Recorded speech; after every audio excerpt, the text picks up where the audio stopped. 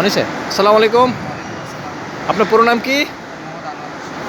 আপনি তো এবার বাংলাদেশ চ্যাম্পিয়নশিপ লিগে পিডব্লিউডি চ্যাম্পিয়ন করছেন না? এটা কোচিং কে এটা আপনার কততম সাফল্য শিরোপা? না, চ্যাম্পিয়ন্স লিগে এটাই প্রথম।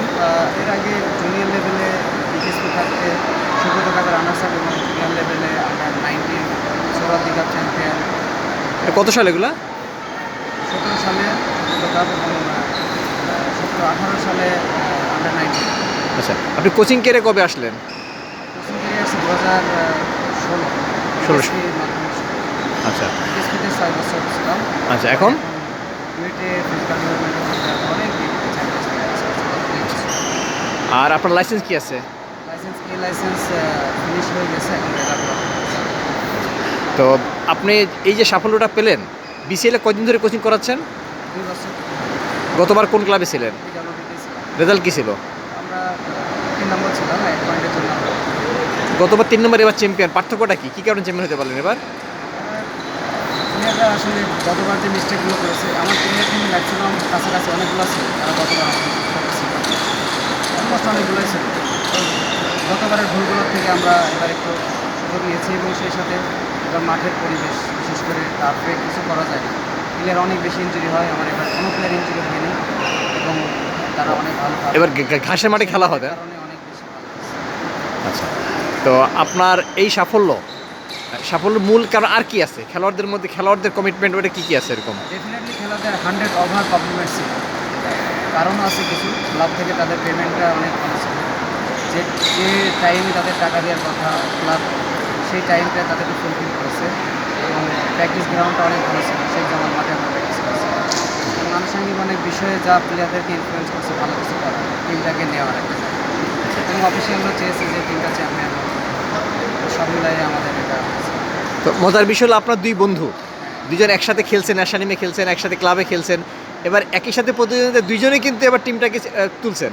একজন আরামবাগের কোচ, আপনি পিডব্লিউডি কোচ। একটা আক্ষেপ এবার মিটলো আর কি, কারণ আমরা যখন 1920 ছিলাম তখন আমরা নেপালের সাথে ড্র করে আমরা চূড়ান্ত পর্যায়ে জিত করেছি, আপনি হয়তো জানেন এটা। তো এবার ইনশাল্লাহ বাদ করে নিয়ে আমরা দুজনে। এবং কাকতালীয় গতবার রিজন কোন দলে করছিলেন? তখন আমি ছিল না। আচ্ছা, আপনি খেলছেন কোথায় কোথায়? আমার শুরু বাড্ডা জাগরণী থেকে। কত সালে? প্রথম থেকে আমি ন্যাশনাল 20 খেলছি। কত সালে এটা বাড্ডা? বাড্ডা থেকে আমার 2000 সালে শুরু। ওখানে 3 বছর থাকার পরে আমি 20 পরে আমি আসছি আবাহনীতে। আবাহনীতে 3 বছর ছিলাম। আচ্ছা, ওখান থেকে আমি আরামবাগে আসছিলাম 1 বছর। ওখান থেকে ফেনী সরকার বর্তমান সভাপতি তাবি দলের। ছিলাম। ওখান থেকে আমি ঢাকা মহামেডানে 1 বছর করেছি। ঢাকা মহামেডান থেকে শেখ রাসেল। মূলত আমার ক্যারিয়ারের বেশিরভাগ অংশ শেখ রাসেল 5 বছর করেছি। আচ্ছা, এখান থেকে মুক্তিযোদ্ধা থেকে ব্রাদার্সে থাকাকালীন আমি বিকেএসপি আর ন্যাশনালিমে খেলছেন। আন্ডার 20 বাইরে কোথায় খেলছেন? আন্ডার 20 অ্যান্ড 23-তে প্রাথমিক ক্যাম্পে ছিলাম আর আমি ন্যাশনাল 14-15 সেশনে ন্যাশনাল ছিলাম। ম্যাচ খেলা হয়েছিল ওরা? না, আমি খেলতে পারিনি। আমি নেপাল ট্যুরে টিটু ভাই করছিল, আবার এখানে বাংলাদেশে ট্যুরই। তো আমার প্রচণ্ড জ্বরে আমি 7 দিন বিছানায় ছিলাম। আচ্ছা, আচ্ছা। আমি দুই বন্ধুই তো স্ট্রাইকার। হ্যাঁ, একজন নাম আনোয়ার হোসেন, একজন নাম আকবর হোসেন রিদন। আচ্ছা, দুজনের বন্ধু। আচ্ছা আচ্ছা, দুজনের বন্ধুত্বটা কেমন? খুবই ভালো। আমরা কমিউনিকেশন সবসময় আমাদের বিষয়গুলো নিয়ে শেয়ার করি, সার্বিক বিষয় নিয়ে। এবং আমরা 96 ব্যাচ অফ বাংলাদেশ, সেক্ষেত্রেও আমরা অনেকগুলো টুর্নামেন্ট একসাথে খেলেছি। ভালো কমিউনিকেশন করেছি। রিদন, ও আপনার বাড়ি কোথায়? গ্রামের বাড়ি কোথায়? আমার বাড়ি ঝিনাইদহ জেলা কোচা। আচ্ছা, রিদন আপনার বাড়ি কোথায়? আমার বাড়ি হচ্ছে লক্ষ্মীপুর জেলার আমৃতি থানা। যদিও আমি নোয়াখালী নাইনি শহরে আমি স্থায়ীভাবে বসবাস করি। আপনার পুরো নামটা হলো? আমার নাম আকবর হোসেন রিদম। আপনার লাইসেন্স কি আছে? আমি ডিপ্লোমা করেছি আর processing instructor, AFC processing instructor. কোচিংয়ে কবে আসছেন আপনি? 2018-19 আচ্ছা, হ্যাঁ। BPL Nofel sporting club assistant coach November. আচ্ছা, তারপরে তারপরে আমি আন্ডার 18-এর হেড কোচ হই নফেলের প্রিমিয়ার লিগে, ওটা চ্যাম্পিয়ন হই কত সালে? 18-19। আচ্ছা, ওয়ান্ডার্স কাপ ফার্স্ট ডিভিশন, গত বিভাগ ফুটবল লিগে ওটা রানার আপ হয়, প্রমোট। কত সালে? কত সালে? ওয়ান্ডার্স থেকে বিসিএল ফার্স্ট ডিভিশন থেকে বিসিএল। কত সালে এটা? এটা হচ্ছে 19-20। আচ্ছা, হেড কোচ। হ্যাঁ, হেড কোচ। পরবর্তীতে আমি হেড কোচ হিসেবে এফসিতে জয়েন করি, তখন আমার হাতে বল ছিল। কত সালে এটা? এটা 20-21। আচ্ছা, তারপরে? এটা এক পয়েন্টের জন্য টিম লেভেলে প্রমোট হয়নি, ওই বছর একটা টিম প্রমোট হয়েছিল, আচ্ছা, পরে জিততে পারে। এর পরবর্তীতে আমি ফুটবল ফেডারেশন বা বিভিন্ন চিটাগঞ্জে বিভিন্ন জায়গায় কোচিংয়ে সম্পৃক্ত ছিলাম, কোচিং এডুকেশনের সাথে সম্পৃক্ত ছিলাম, এডুকেশন ডিপার্টমেন্টে বা ইউথ ডেভেলপমেন্টে বিভিন্ন প্রোগ্রামে সম্পৃক্ত ছিলাম। এই বছর আমি আমাদের দায়িত্ব পাই।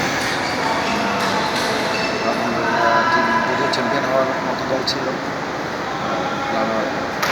তো এটাই আপনার কোচিং ক্যারিয়ার সেরা সাফল্য নিশ্চয়ই নাকি? এটা যেহেতু বড় পরিসরের অপেক্ষাকৃত এটা মোর চ্যালেঞ্জিং ছিল। আর ক্লাব লেভেলে কোথায় কোথায় খেলছেন? ক্লাব লেভেলে আমার শুরু 96-97 থেকে লালমাটিয়া সিটি বিভাগ। দেন আমি মুক্তিযোদ্ধা বয়সভিত্তিক দলে ছিলাম 2000 সালের পর থেকে আমি বিআরটিসি, আরামবাগ, ফেনী সরকার, নফের, ঢাকা মোহামেডান, চিটাগং মোহামেডান, এইসব ক্লাবগুলো। সুপার কাপে আপনার একটা গোল আছে মডার্নিং আসছে না? হ্যাঁ, ঢাকা মোহামেডান। ওইটা কি আপনার ক্যারিয়ারের সেরা গোল? না, আমার ইন্টারন্যাশনাল গোল পাকিস্তানের এগেনস্টে, ওই গোলটাকে আমি সেরা মনে করি। হ্যাঁ, এটা এক গোলে জিতছিলাম ওই গোলে, এক গোলে জিতে আন্ডার 20 ইসুফ ভাই করছিলেন। সুপার করছি। হ্যাঁ, আর আমার টিম পার্টনার ছিল। হ্যাঁ হ্যাঁ হ্যাঁ হ্যাঁ। আমরা দুজনে আচ্ছা, আর আপনার ওই যে বা এরপর ক্লাব লেভেলে আর ভালো গোল কোনটা আছে? ক্লাব লেভেলে মনে করা দুষ্কর। আপনি যে গোলটার কথা বলছেন এটা অনেক দূর থেকে গোল, তো এটা এবং কোটি টাকা সুপার কাপ। আমার কাছে মনে হয় শেখ রাসেলের এগেনস্টে একটা গোল আমি কমলাপুর স্টেডিয়ামে করেছি, গোলটা আমার সবসময় মনে পড়ে। কোন দলের হয়ে? Expected ছিল। কোন দলে গোল করছিলেন? এটা চিটাগাং মোহামেডানের হয়ে শেখ রাসেলের এগেনস্টে গোলটা বাপাই ছিল, যেহেতু আমার বাবা লিগে না লিগে? আচ্ছা আচ্ছা। গোলটা আমার কাছে মনে হচ্ছে টিমটাকে আমি কাছাকাছি রাখবো। আর আমাদের ওয়ান্ডার্সের এগেনস্টে একটা গোল, সরি সেনাবাহিনীর এগেনস্টে একটা গোল, আচ্ছা ওটা অলমোস্ট 35 ইয়ার্স ডিস্টেন্স থেকে, ওই গোলটা আমার মনে পড়ছে। আচ্ছা, তো আপনার এই সাফল্যের মধ্যে যা পারলেন সেটা হলো যে দুই বন্ধু একসাথে কোথায় কোথায় কোথায় খেলছেন? দুই বন্ধু একসাথে আমরা ঢাকা মোহামেডানে একসঙ্গে খেলেছি, ঢাকা মোহামেডানে একসঙ্গে এবং কত সালে? ঢাকা মোহামেডান কত সালে? ঢাকা মোহামেডান 2009 and 10। হ্যাঁ, আর আন্ডার 20 হলো 2003-এ। আর এবং 23-তে আমরা ছিলাম সম্ভবত 2007-6-7। আচ্ছা ইসুফ ভাই করছিল।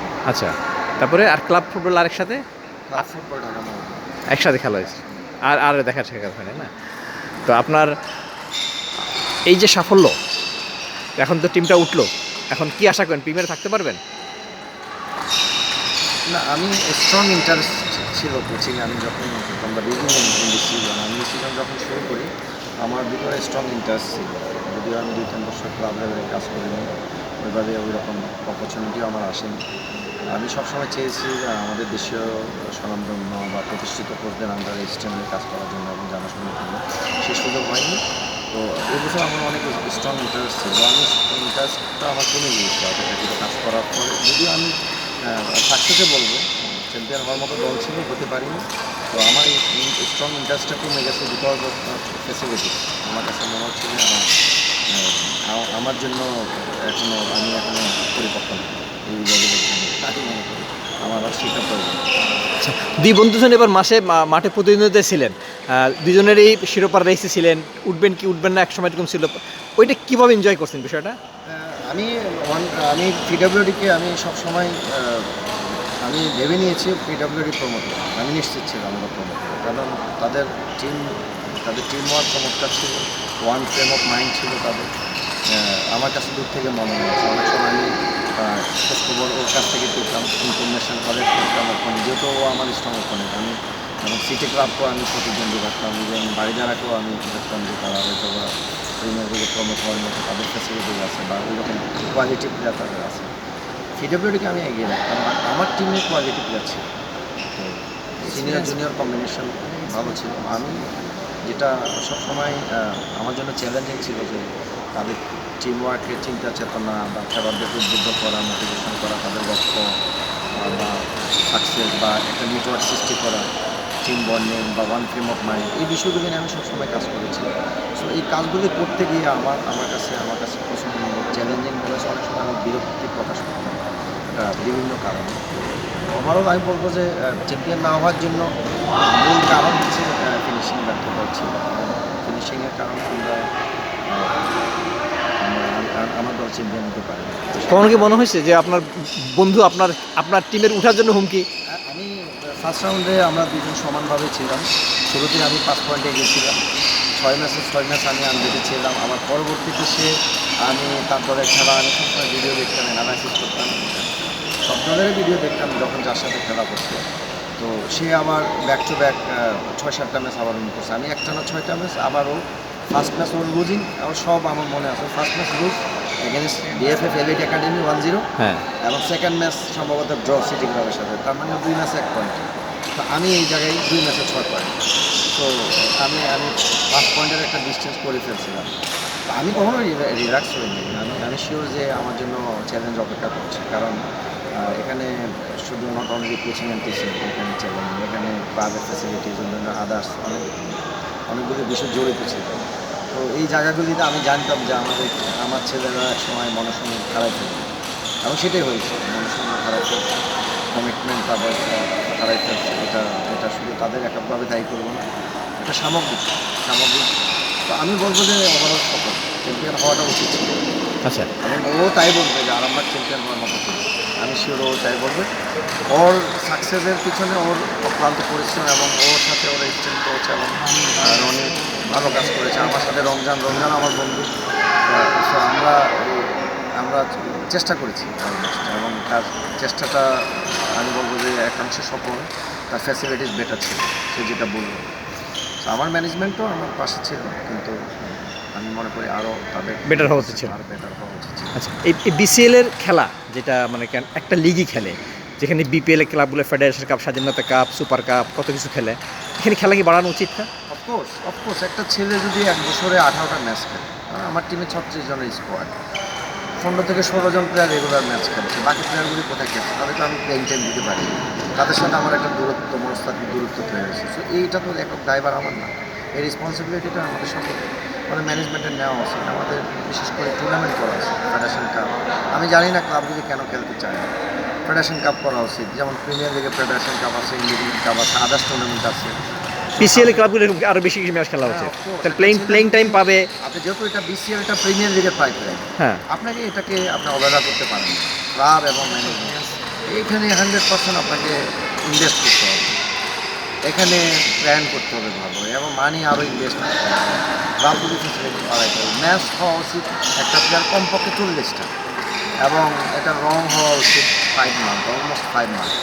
বিসিএল 3 মাসে শেষ, 18টা ম্যাচ। এখন আমার দলের 60% প্লেয়ার অলমোস্ট ম্যাক্সিমাম ম্যাচ খেলেছে, 20% প্লেয়ার একটা ম্যাচও খেলতে পারে। তো হাউ ক্যান আই ম্যানেজ হিম? আমি তাকে কীভাবে ম্যানেজ করবো, তাকে কীভাবে উৎসাহিত করবো? সো তার সাথে আমার একটা দূরত্ব, তাকে ম্যানেজ করতে হচ্ছে। এই জিনিসগুলি আমাদের কোচিংয়ের ক্ষেত্রে আমরা যে জেনারেশন, আমাদের জন্য এটা অনেক চ্যালেঞ্জিং ছিল। আচ্ছা আনোয়ার, বিসিএলে বিভিন্ন ক্লাবে আমি গেছি, কোন একটা ক্লাবে গিয়ে আমি রুমে বসতে পারিনি, বেড়ে চলে আসি গরমের চোটে। এই ক্লাবের পরিবেশটা একটা পেশাদার লিগের সেকেন্ড টায়ার, ন্যাশনাল লিগে কিছু প্লেয়ারও এখানে এখন খেলে, নেহাল, তারপরে আরও 2টা প্লেয়ার এখানে আছে, এটা খেলে। এই ক্লাবের পরিবেশটা কেমন হওয়া উচিত বিসিএলের? ডেফিনেটলি এটা তো রিহার্সেল অফ বিপিএল। আমি একটা জায়গায় বড় জায়গায় যাব, তার রিহার্সেল তো এই জায়গায়, এইটার চর্চা আসলে খুব ভালোভাবে দরকার। যে আমি মানে এখানকার সুবিধা এবং বিপিএলের সুবিধা কাছাকাছি না হলে ওরা তো একটা সুবিধা। যেমন আমাদের যে 2টা টিম উঠছে, হয়তো অনেক প্লেয়ারই বিপিএলে তারা এই টিমই প্রতিনিধিত্ব করে, যদি তাদের মানসিকতা ওখান থেকে গড়ে উঠতো তারা তো অনেক এগিয়ে থাকে।